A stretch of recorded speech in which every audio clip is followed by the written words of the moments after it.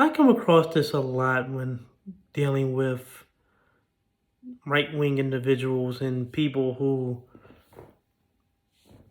like to deal with whataboutisms. Some people are right wing, some aren't really right wing, they're just anti black.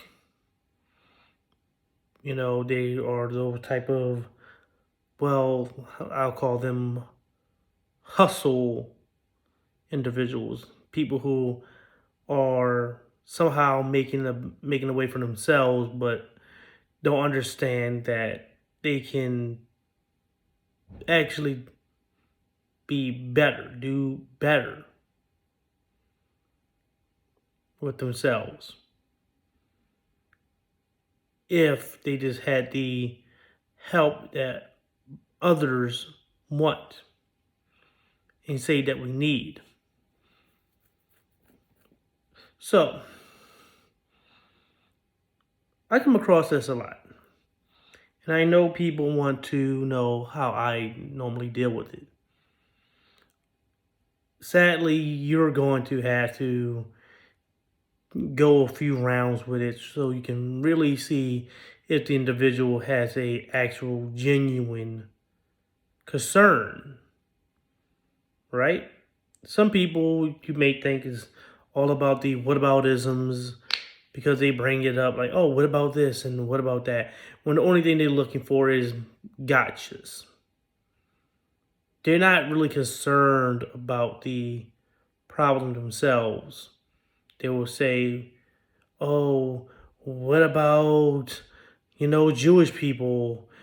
They suffer racism too, so we should worry about them, not just black people. It's always black people, not what about Jewish people, when they really could care less about the Jews.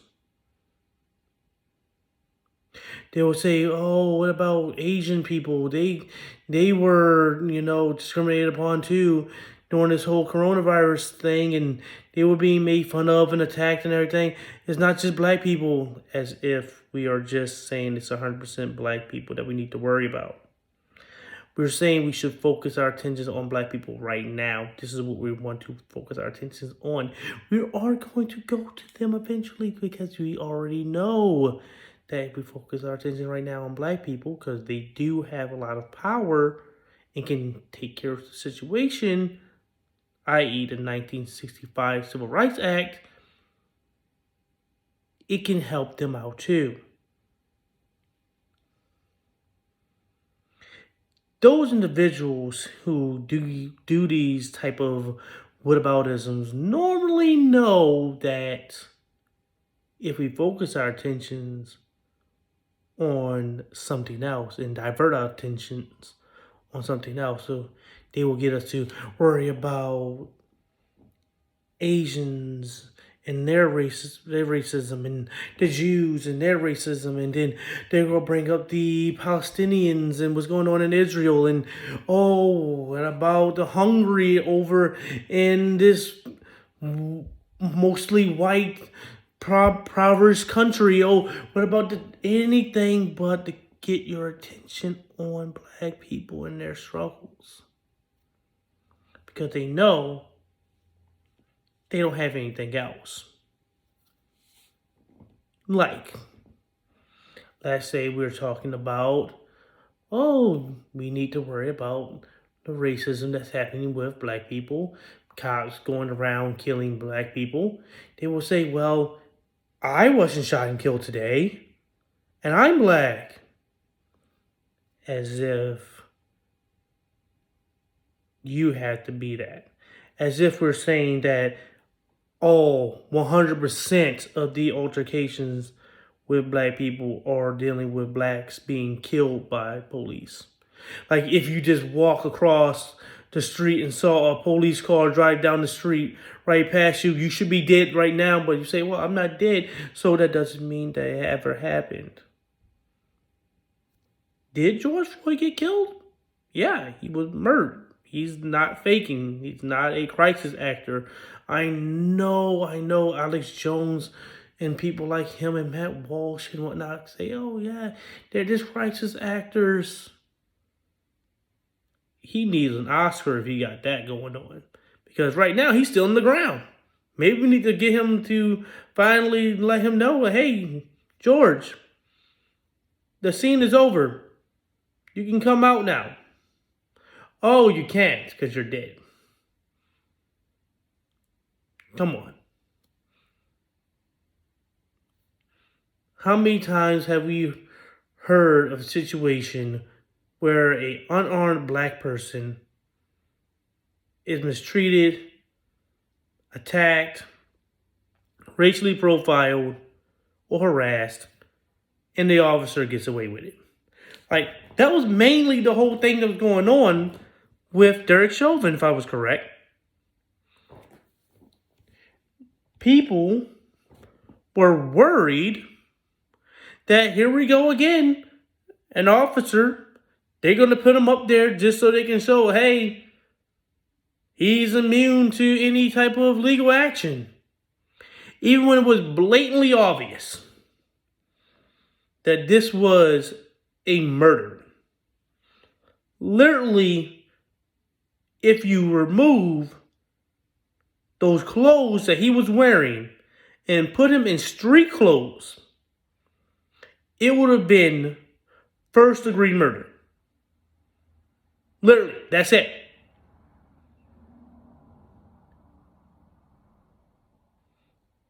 Literally.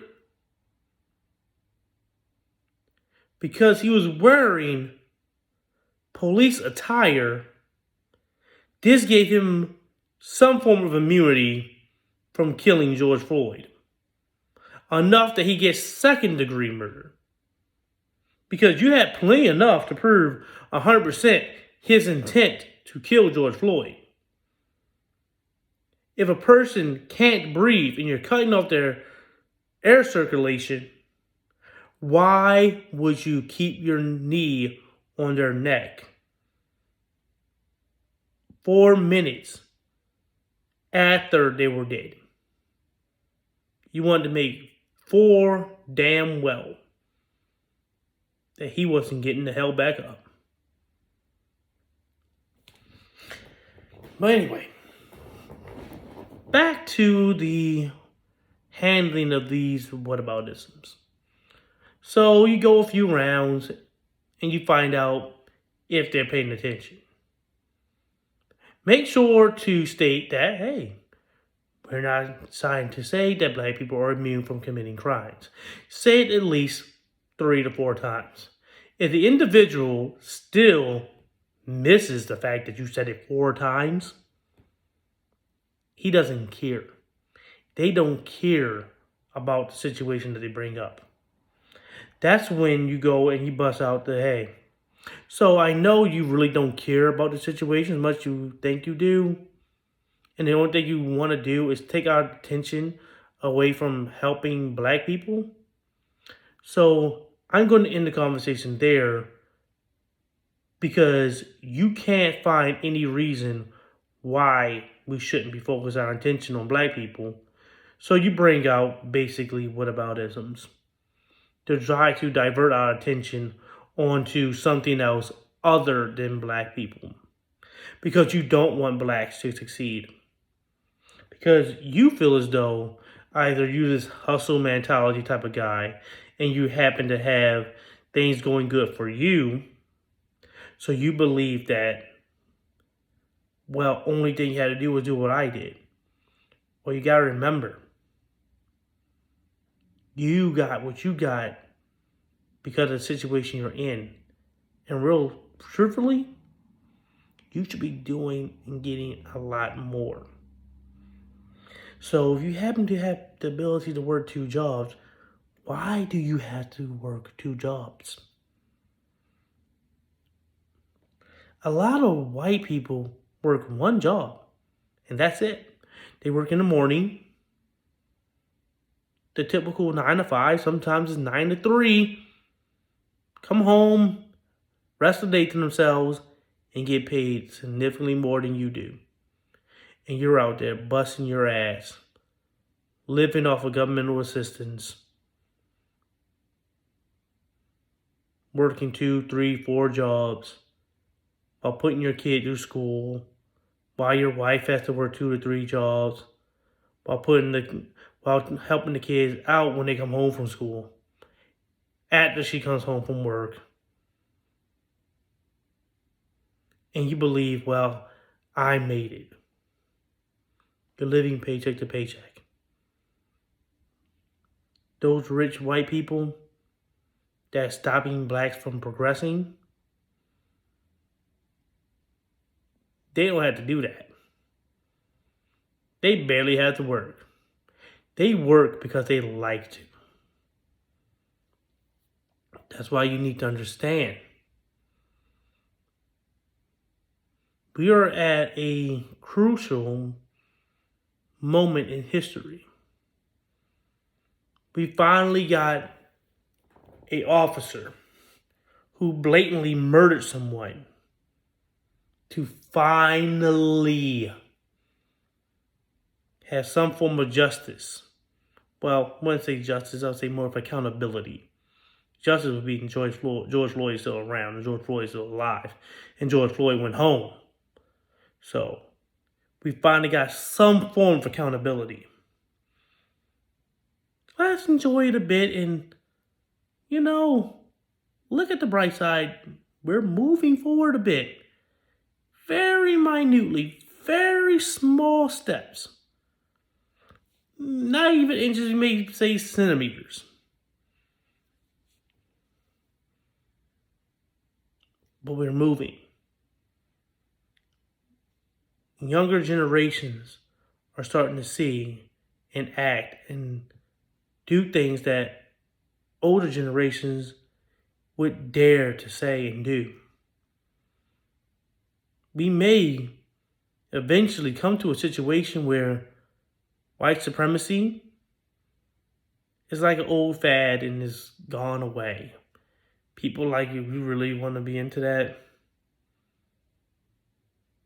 They start to actually look at things and say, white supremacy isn't that good. And this can then be used to help other ethnicities and race and religious groups out. We slowly start to stamp out racism as a whole and move to that world that Dr. King had his dream about.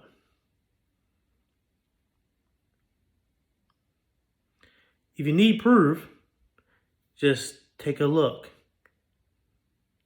If I think it was just last year or year before last, where now it's illegal to discriminate against the LGBT community when it comes to employment. Beforehand, you could fire someone because they were gay. But, the 1965 Civil Rights Act, which only dealt with really black people at the time, they only were focusing on black people at the time. Dr. King and the rest of those individuals were not caring about transgender people. They didn't care about lesbians and gays at the time. They were focusing on black people. But 56 years later, what happened? Yeah, you can't discriminate against them because Dr. King and the rest of those guys will say, yeah, that's not right. According to the Supreme Court, that's what they said. And these were conservatives.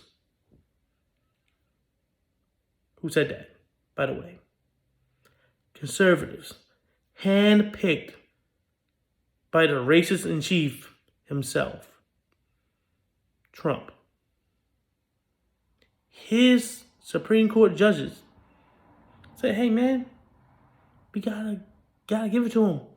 You can't discriminate against gay, lesbian, transgender individuals because, those individuals are protected by the Civil Rights Act.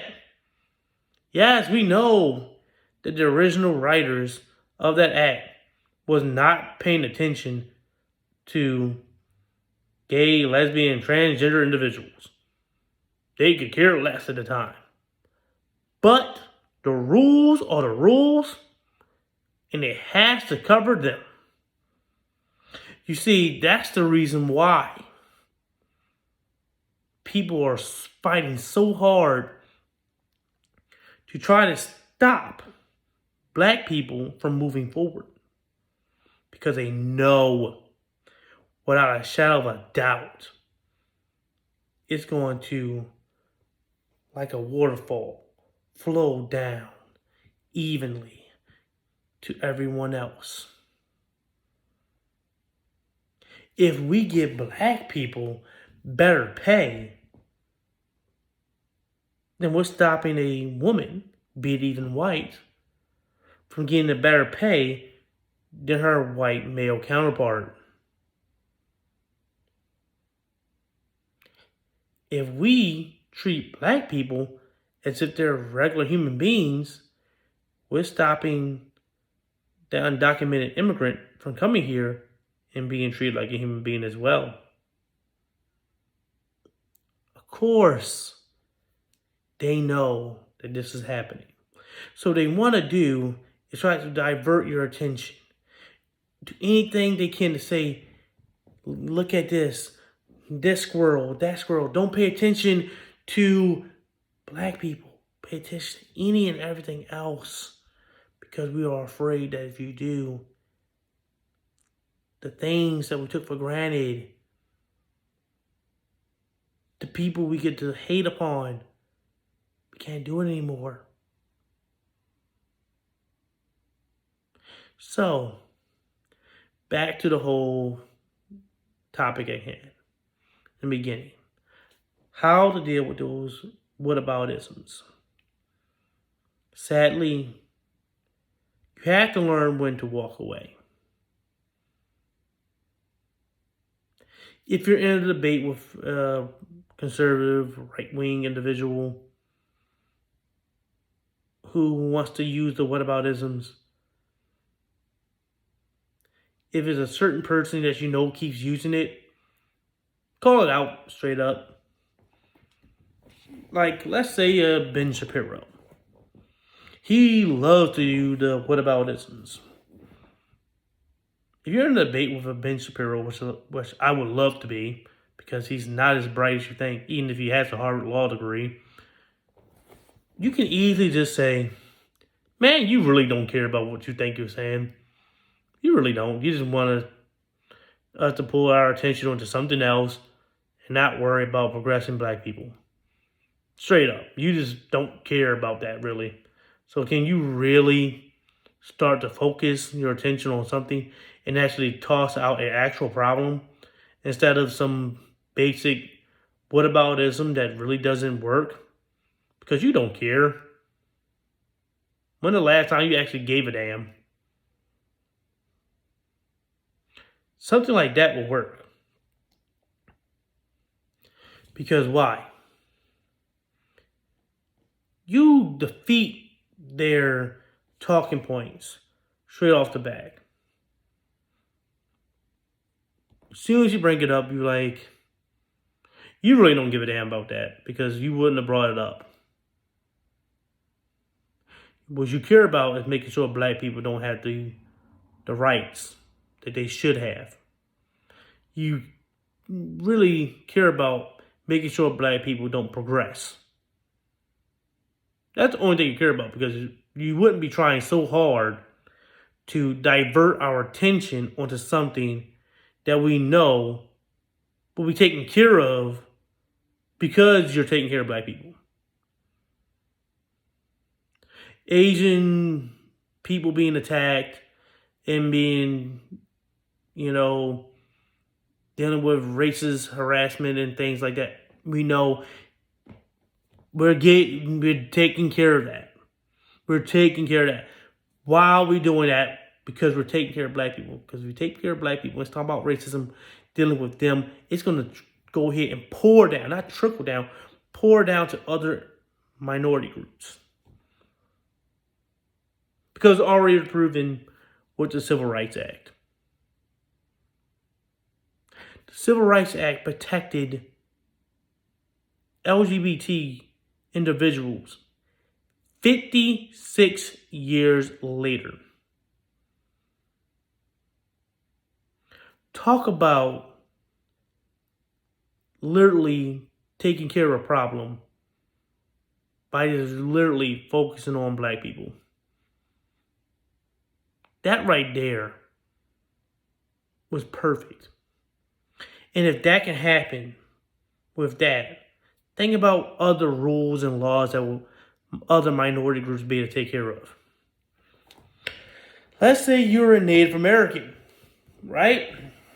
And you're dealing with harassment and you're dealing with racism. You want these mega powerful organizations to stop using racial slurs when it comes to their teams. Okay. Black people want to make sure that we outlaw the use of racial slurs. What should you do? Go against black people and what they're trying to do, or go along with them since you know if you can't use a racial slur against a black person, you will then be able to use that same law, that same rule in your situation. That's what I'm talking about. That's how I know that when people try to use whataboutism, they're not really paying attention to the situation. They can give a damn less. Because you would know you had the opportunity to take care of the problem. It's right there in front of your face. Why do you think black people are fighting so hard for it? You think we care about just being us and us alone?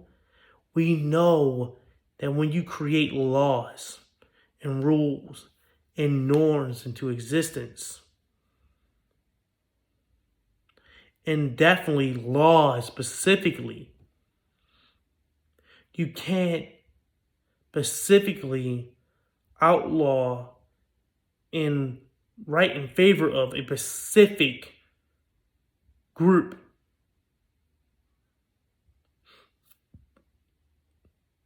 Think about it. Have you ever paid attention to the Civil Rights Act?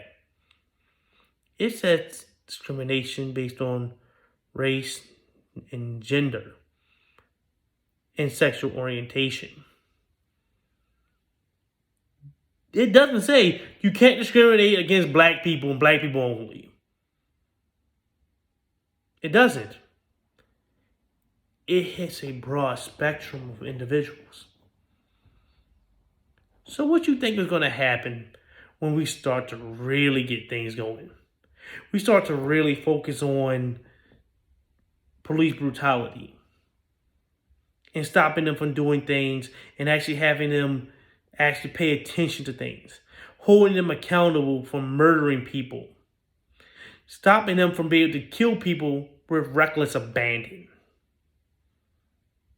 So to hold them accountable for their actual actions.